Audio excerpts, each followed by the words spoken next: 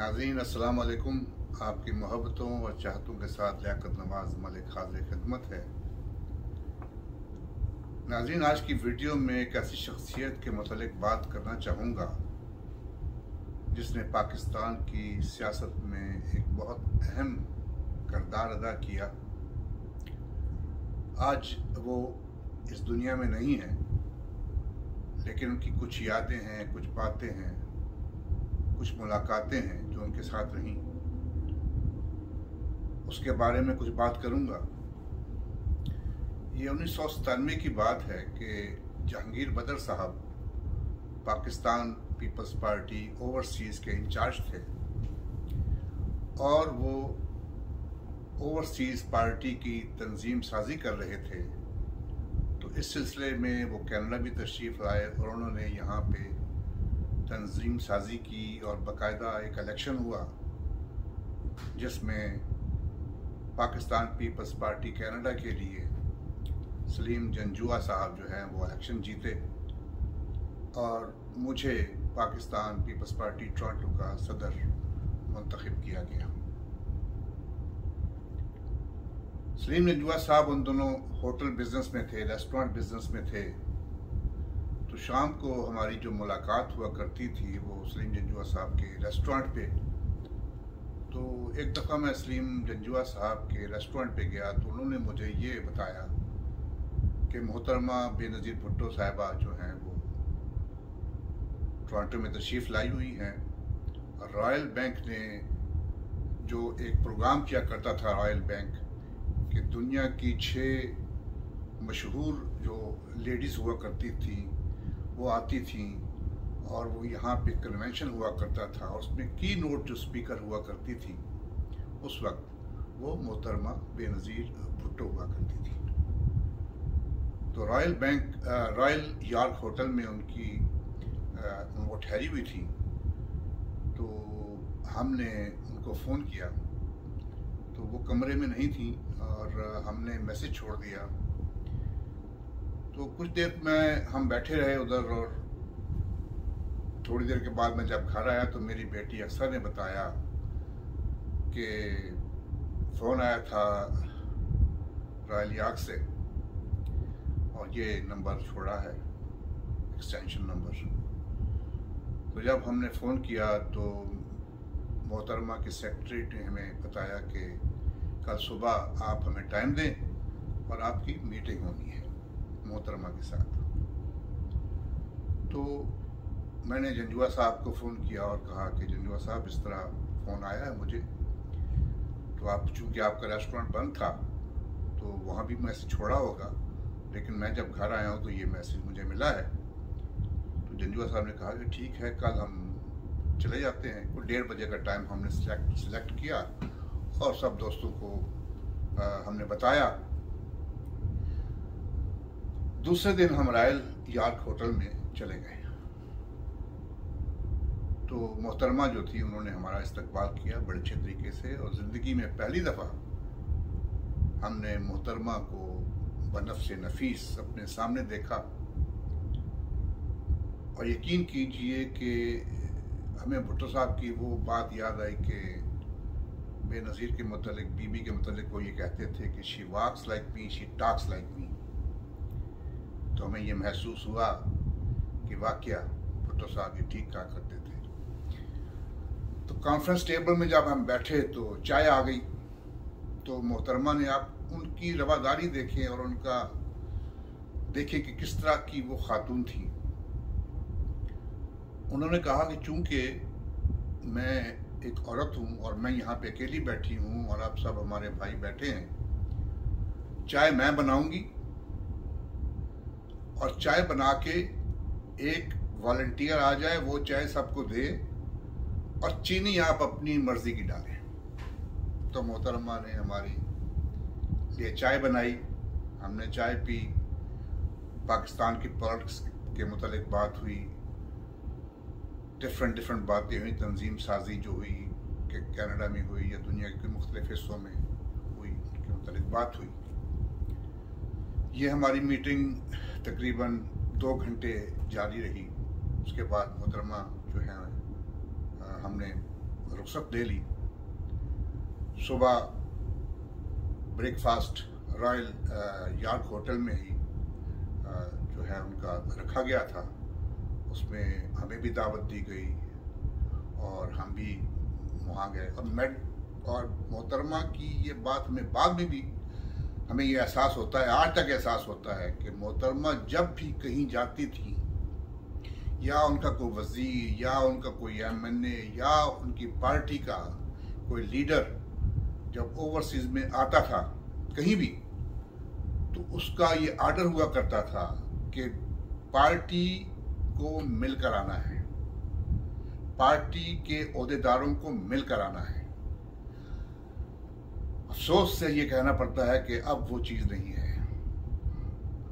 अब लोग आते हैं तो वो अपना प्राइवेट विजिट कर लेते हैं। तो मैं उनको बताना चाहता हूं कि पब्लिक फिगर का कोई प्राइवेट विजिट नहीं होता। बहरहाल मोहतरमा की बात हो रही थी। हमारे रेडियो साजो आवाज की आरफा मुजफ्फर साहिबा और उनके हस्बैंड जनाब मुजफ्फर अली, जो अब दुनिया में नहीं, अल्लाह ताला उनको गरीक़ रहमत करे, उन्होंने कहा कि हम मोहतरमा का इंटरव्यू करना चाहते हैं। तो हमने कहा कि मोहतरमा आप दुबई में हैं और दुबई में कैसे आप इंटरव्यू करेंगे। तो हमने फरतुल्लाह बाबर साहब से रिक्वेस्ट की। हमने कहा कि फरतुल्लाह बाबर साहब, ये हमारा रेडियो स्टेशन जो है वो बात करना चाहता है बीबी से। तो बीबी एग्रीड।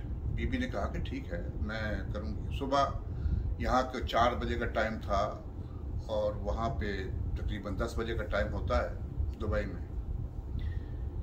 तो बीबी साहिबा जो हैं वो फ़ोन पे आई और आरफा मुजफ्फर साहिबा ने ये कहा कि बीबी हमें बताएं कि हम आपसे सवाल क्या करें। तो बीबी ने कहा कि ज़िंदगी में पहली दफ़ा मैं रेडियो पर टेलीफोन पे इंटरव्यू दे रही हूँ।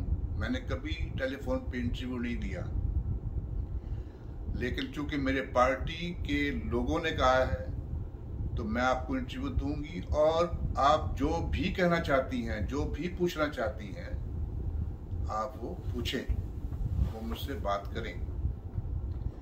तो तकरीबन 45 मिनट के लिए बीबी के साथ इंटरव्यू हुआ।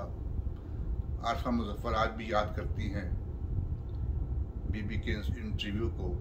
बड़े लोगों ने कोशिश भी की कि बीबी का वो इंटरव्यू इनसे ख़रीद लिया जाए, लेकिन आरफा मुजफ्फर साहबा ने कहा कि नहीं, ये इंटरव्यू मेरे लिए ज़िंदगी की एक तोहफ़ा है, मैं इसको कभी किसी के साथ शेयर नहीं कर सकती।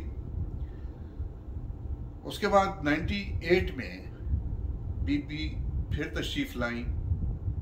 फिर वो रॉयल बैंक ने एक प्रोग्राम रखा हुआ था, हमारी मुलाकात फिर बीबी के साथ हुई। 3 नवंबर 1999 को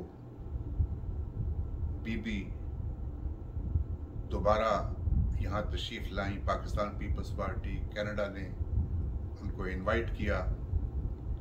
इन द पार्क एक होटल यहाँ पे होता था, उसमें बीबी का डिनर भी रखा गया और एक कन्वेंशन रखा गया पीपल्स पार्टी के नाम पे।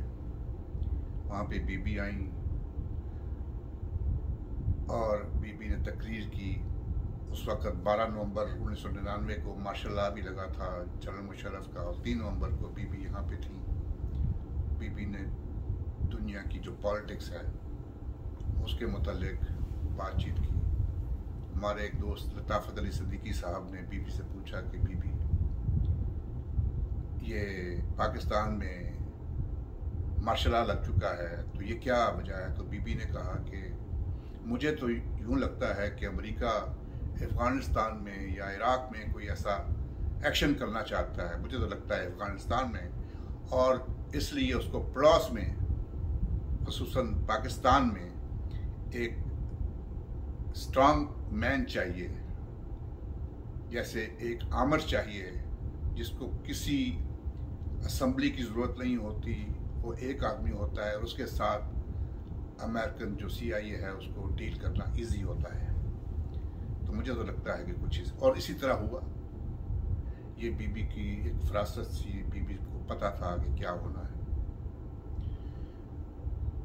मैं ये बताना चाहता हूँ कि बीबी जो शख्सियत थी, बीबी काफ़ी दफ़ा हमें सवाल होते थे, मैंने बीबी से ये सवाल किया, मैंने कहा बीबी जो जर्नैल है वो अपनी नाक से आगे नहीं देखता, और मैंने सुना है कि आप मुशर्रफ साहब के साथ कोई बातचीत कर रही हैं। तो बीबी ने फरत बाबर साहब से कहा कि मुझे वाशिंगटन पोस्ट का वो इंटरव्यू भेज दें जो उन्होंने वाशिंगटन पोस्ट को दिया था। तो बीबी हमें टीच करती थी, हमें बताती थी कि क्या है, वो एक टीचर की तरह हमारी रहनुमाई करती थी, जो अब पाकिस्तान पीपल्स पार्टी में नापैद हो चुका है। अब कोई किसी को नहीं पूछता, कोई किसी को नहीं जानता, मफादात की जंग है। बहरहाल 2007 में बीबी अमेरिका में थी, तो हमें इनवाइट किया गया, मेरे कुछ दोस्त इब्राहिम दानियाल, ज़काउल्लाह न्याजी, जमील चौधरी और इमरान चौधरी, हम जो हैं वहाँ पे गए। एक मैकडॉनल्ड में हमारी मुलाकात हुई। रुखसाना बंगश जो है अब पॉलिटिकल सेक्रेटरी हैं आसिफ अली जरदारी साहब की, वो भी वहाँ पे मौजूद थी। तो मैंने बीबी साहबा से कहा कि बीबी पाकिस्तान मत जाए। तो बीबी ने कहा कि वाई? तो मैंने बीबी से कहा बीबी इट इज वेरी डेंजरस। कहती है Malik, somebody has to play the shot. If I don't go back to Pakistan, these slash dash